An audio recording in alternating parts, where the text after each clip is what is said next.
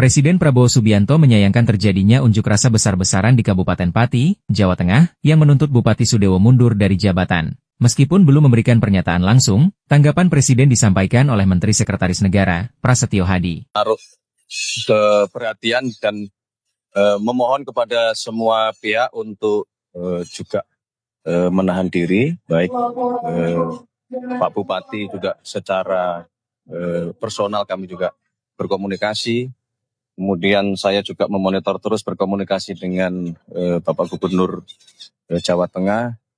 Semoga juga segera bisa kita cari jalan keluar terbaik gitu. Tentunya kalau